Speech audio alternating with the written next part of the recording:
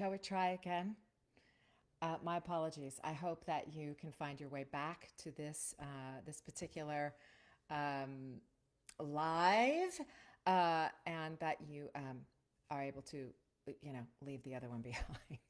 So let us start again. It's good Wednesday to you. Obviously, I am, having a typical Wednesday where I don't exactly know what I'm doing. Um, but it is good to be here with you, and we are going to talk about auditioning because that seems to be it's what we do, right? We audition for a living. That is actually what we do, and so I don't think we can ever know too much about how to approach pieces of copy and sort of how to be and mindset and all that stuff in the booth. So um, I hope to. I'm just let me know that you're here in the comments, whether you're watching live or whether you're going to watch this on replay. Again, my apologies for the snafu about the sound. I actually didn't even have my microphone plugged in. So, there you go.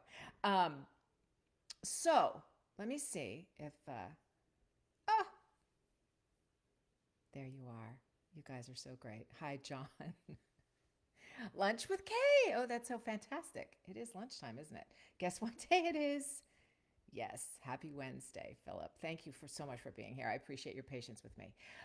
Okay, so we are going to talk about auditioning, and I've visited this topic a couple of times. But again, as I said, there's lots to know and lots to incorporate and lots to remember. So, and interestingly enough, let me start here, and then we'll get into the kind of tips. But here's kind of a general mindset sort of a thing.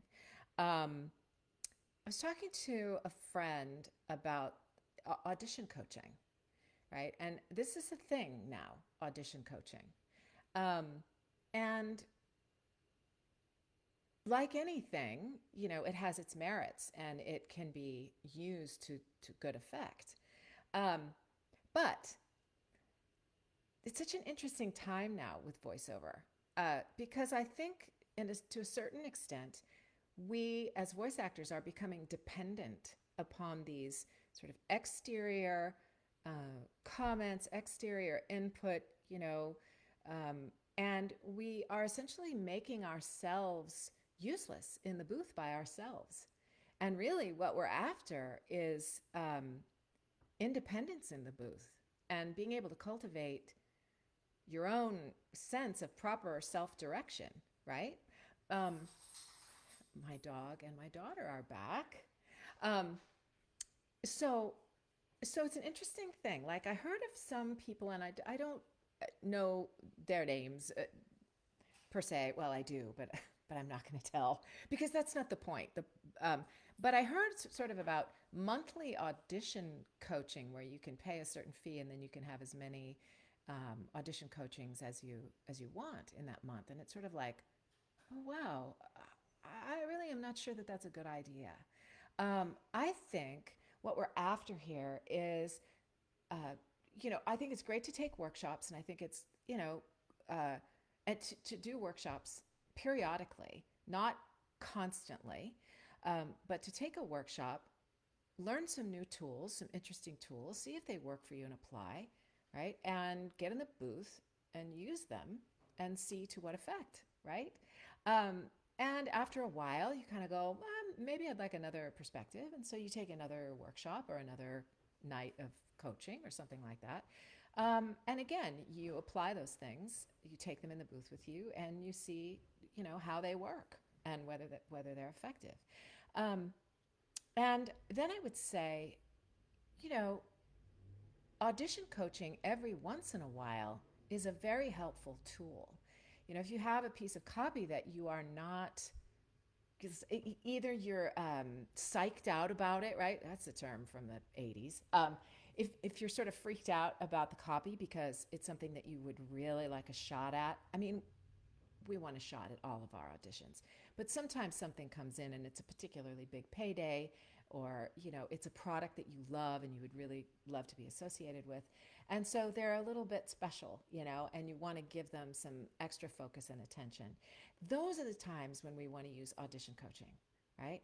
I still do that. If I see something and I go, "Oh, this is this is something I think I really might have a shot at, and I feel a little tenuous about it, right? And then I'll call somebody up that I know, who can give me good perspective and walk me through, a couple of takes of the audition. And that's super, super helpful. But this notion that we are constantly with a coach, I think ultimately is counterproductive, because when we are in the booth by ourselves, we're lost and we're stuck, and we think, where's that second voice coming in, and I need more input, and I'm lost and I can't figure it out. So that's just it's a top of mind for me right now, because I really, my hope for you and my goal in, coaching this way, and in-person coaching, is that you become independent and that you're able to self-direct. And another piece of that mindset is this idea that we can't let go of our auditions, right? That we approach an audition like, oh, I hope I book it. Oh, I hope I book it. Am I going to book this one? I hope I book this, right? And honest to God, if you can toss that entire mindset away, it will serve you more than anything else. Honestly, I've said this a million times. I will say it a million more. If you can look at a piece of copy that comes into you as an audition and look at it like that's the job, send it and let it go, your whole life will change in terms of the space in your head, the time that you spend in your head worrying about whether or not you booked something. I assume I will not book. I assume it. So I go in, I audition, I'm pleased with my audition, and off it goes. And then off I go, either to the next audition or to wash my car, whatever it is that's on the agenda for the day. And the more we can approach auditions like that, the more comfortable we get auditioning. Honestly, we get comfortable with it. The other thing I want to say before I get into some sort of, minutia of auditioning is, oh, did I just forget it again? Oh my goodness. Oh, I remember. So this is something that I think it's a new phenomenon. It's like new, it's voiceover in the 21st century, because voiceover in the 20th century, we didn't audition at home studios. We didn't do that. We always went into the office, or we always went to casting, right? And to a casting director's place. And so, auditions were scheduled 10 minutes apart. So you don't have, at a casting, that's going into Elaine Craig, let's say. Going into Elaine Craig's, like, she scheduled auditions 10 minutes apart. So you have an audition that you get 2 takes. That's it. So you better well be prepared before you even open your mouth when you go in to the audition. So you're sitting in the lobby and you're looking at the copy and you're reading it and you're assessing it and you're looking it over and you're mouthing it to yourself. And if you really need to say it out loud, you go in the hallway of the building, that she's in. You go in the hallway and you practice it out loud, right? And that's why you get to your audition 10 minutes early. And then you go in, your name is called, you do a take with a rudimentary, piece of instruction. You do the take, you get a redirect, you do one more take, and you're out of the booth. That's it. You're done. You have 2 takes. Nobody spent 25 minutes, 30 minutes working, reworking, overthinking about any audition that they did. And that, I know, for me, built that muscle, right, of letting go. Being prepared before you open your mouth, doing 2 takes, and you're out, right? So if that, that is a skill that really each of us needs to develop, and you have to be more disciplined to do it now, because you're the one, with the schedule, right? And you can cheat it if you want, right? But it's not going to serve you. So it's really get used to doing 2 takes. And you know, and if you can only send one, learning to pick the best one, right? So that's like a mindset, and the reason that I think it's, you know, we get our auditions. The more we do that, the more we can audition, and the more comfortable we get auditioning. So let me see who's here and what everybody's saying, if anything, and then I'll get to some revisiting some little auditioning tidbits. So, all right, ta-da, ta-da. Dinner with Kay in the UK. Hi, Jenna. Hi, Justin. Yeah, there's Stella. She's, I don't know where. I don't know where. She went upstairs, I think. Okay, good. So um, let me get to these some tips and tricks to improve your auditions. And I have said these before, but again, I'm going to repeat because I don't think you can say these things often enough. With regard to sort of the state of your audition, right? And how you time it, right? Here comes Stella down the stairs. Oh my gosh. She has perfect timing, I just want to say. So you want to give yourself like half a second, 3/4 of a second before your slate, right? And then after your slate, you want to give yourself between a second and a half before your audition begins. So I do half a second before my slate, and then I do 1.5 seconds before I begin, right? That's my thing. Now, I have a friend who's like, oh, a second and a half is too long. I don't think so. I think it's like, it works. So she does a second. You choose, right? But it should not be like, okay, Bess. Once there was it's not a breath, it's space, so that the person listening can take your name in. All right, that's K Bess. Go. Right? You want to give a sense of allowing the listener, the casting person, just a moment to settle before it starts. Okay, that's one thing, right? And then 1 second between takes. Again, so it's like that's a nice breath. That's a nice chance to just like clear the palate, of the first take before the second one starts. Okay. Then, with regard to how many takes you do, right? I try very hard not to use more than a minute of the casting director's time, unless it's a 1 minute commercial piece of copy and they've said, please give me 2 takes. You always want to follow the direction that you're given in terms of the number of takes. But if there is no direction, right, I try to limit myself to a minute. So if it's a 60-second spot, I do 1 take. If it's a 30-second spot, I do no more than 2 takes. Sometimes I'll only do 1. But if I have something different and distinct, I'll do 2. If it's a 20-second, 15-second, I'll usually do 2. Again, if you do 3 in that circumstance, they better all be distinct, right?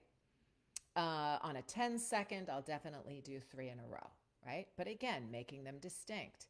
Now, the distinction may be on a 10-second spot, the distinction may be speed, right? It may be an announcer thing where you got 10 seconds and you got a lot of information, but I want 3 different speeds, right? Well, make those speeds distinct, right? The read may be the same, but the speed needs to be different if that's what they're requesting, right? A 5-second spot, absolutely. A 1-line thing, 3 or 4, right? But really that max thing is 60 seconds. Again, unless the casting person is directing you that they want 2 takes. And on narration auditions, again, if they've said, we want all of the copy, they may have given you 90 seconds worth of copy. Okay, if they've asked for a full read, give them 1 full read, right? Again, following the directions. If it's 90 seconds and they say, I want 2 full distinct reads, give it to them, right? I, these instructions are really like if no guidance has been given by the casting person. Okay. Um, for commercials, my customary um, MO is to cut out breaths, um, but not the reasonable space between breaths. I mean, between sentences, right? So if I'm cutting out a breath, this is something, it's like know thyself, right? My breaths, I tend to do promo breathing, right? Which is like taking a lot of air because you have to get through the copy so fast, right? that you don't want to take a breath in the middle of the thing. So I tank up, right? Well, that's an unnatural sounding breath. So that's just a bad habit of mine. And so I pull breaths out. If you have a natural, easy breath going in a commercial piece of copy and it flows and it's smooth and it's all that, right? It's all of a piece. Um, Great, leave them. Um, I cut mine out, but not reasonable space.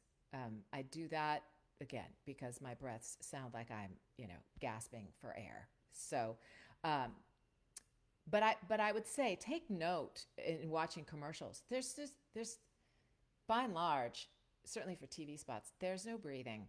You won't notice breaths being taken. And I remember this again from the late 80s and early 90s when there was breath. There was breath in commercials. And then I remember very distinctly when they stopped including breathing in commercials, and it was different sounding, you know. And now when I look back at older commercials, I go, wow, listen to those breaths. They're so obvious, you know. It's very interesting. It's a different style, right? Um, let's see. I will say that the exception to this is animation auditions and video game auditions, because a lot of the time breathing is a part of the character. It's part of exasperated breathing, or you know if you have a high strung character that you're doing, the breathing is a part of the character. So I do not cut breaths in audition, video game, and dubbing auditions because those are supposed to be natural and realistic sounding, dubbing in video games. Um, so that's the exception to that rule. Let's see. Okay, here's an interesting one. I hear this sometimes when y'all send me your auditions at times. I hear people closing their mouth between sentences in a piece of commercial copy. And that may sound like, what? That's weird. And it is. It's a little bit like this. If I'm reading something, let's say, let me give you an example. Okay, here's a sentence I just wrote about this topic, right? So some people go, give yourself enough time to walk away from your hero take. Go have a cup of coffee. Take a walk around the block. And come back to listen with fresh ears. Okay, so every time I close my mouth, I'm jilting the sentence first. Then I also have all kinds of mouth noise. All kinds of, it's not breathing, but it's, right? There's no closing your mouth. Give yourself enough time to walk away from your hero take. Go have a cup of coffee. Take a walk around the block. And come back to listen with fresh ears. Right? My mouth remained open. I didn't. Crazy, I know, but there are people out there who do it. So don't do it. All right. And so I will now expound on the sentence that I just read. So you want to give yourself enough time to audition to be able to walk away from your hero take so you can come back with fresh ears and listen to it. And then, and this is how you learn self-direction. This is how you employ something, step back, come back with fresh ears and go, oh, that was faster than I thought. I need to slow that down. Or, ooh, that was slow. I need to speed that up. Or, that didn't have as much energy as I thought. Or, whoa, that had too much energy. I got to redo that and calm down, right? It's like you have to step away when you are learning to listen to yourself. right? Which is a huge thing in self-direction. It's being able to listen to yourself, right? And to really hear objectively, without judgment, what's going on. Without judgment, you want to listen with discernment, but you don't want to judge yourself and criticize yourself and all that. You want to be a dispassionate observer of what you're listening to and determine, is that good? Does that work? Is that too fast? Is that too slow? Is there enough energy? Is it too energetic? Right? Just a dispassionate observer, and with discernment, you want to listen. And then with regard to second takes, okay, again, the second take must be distinct. Nuance is for the booking. Distinct is what you want for the audition, because the casting director is looking to see if you can approach something, if you're directable, if you can hear more than one way to approach the piece of copy, right? So that's to really summarize that, right? You want distinction in a second take audition, and nuance belongs in the booking. Okay. Let's see. Anything else there? Anything else? What did I have? You know what? This is an oldie but a goodie, and it really helps with your It really helps with your diction, and it really helps with your speed. So if you are reading something, if you're reading a commercial tag, a legal tag that has to move quickly, and you're having trouble wrapping your mouth around the sentences and the words and everything, it's the pencil trick, or the pen. It's the pen, but like back in your teeth, not in the front like this, because this is not, you don't have, your mouth doesn't have to work really hard to get around the pencil or the thing in your mouth. Your tongue has to move a little bit harder, but your lips don't have to work that hard. But you know what? If you jam this thing back into your teeth, like, you really have to work very hard at getting your mouth around the pencil and your tongue around it, right? But what happens is then when you, and you want to do that, and then you want to read the read the copy. You want to read the copy quickly, right? Let's assume it's a legal tag. You want to get on mic, read it quickly with that thing in your mouth, with the obstacle in your mouth, right? Read that a few times, 2 or 3 times. Then take the thing out and do your takes. And your mouth will be so much more agile. Your lips, your tongue, everything will be so much more agile, and you'll be shocked at how much more quickly you can read, how much improved your diction is, because your mouth has just acclimated to it, right? So again, I know these are things that you've heard before, but I say them again because, it's good that they are fresh and current in your brain, right? Let me take a look and see if you have any questions or comments going on here. Oh, Carrie, you're so sweet. That's very kind of you. Hi, Michelle. So glad you're there. Here, there, everywhere. Let's see. Okay, I don't see any other questions. I have blathered at you for 23 minutes. That's not even counting my mistake start. So I think we're good. Again, if you're watching this on the replay, feel free to ask questions or leave comments. I always revisit and try to answer. And you can find me where you can find me. Facebook, what's the word? Not a private message. What do you call it? DM me, direct message. That's it. You can direct message me. You can find me on Instagram, anywhere. And I'm here for you and happy to help. So I hope that you have a beautiful rest of your day, and I will see you next Wednesday. Not sure what the topic is. It'll be a surprise to me. I always find out on Mondays what the topic is. But they are always topics that you give to me. So if there's something that you want me to talk about that I haven't talked about lately or that's new and you haven't heard, again, just put it in the comments or send me a message and I'm happy to address it. All right, my friends, have a fabulous rest of your day and a great rest of your week. And I will see you soon. Ciao.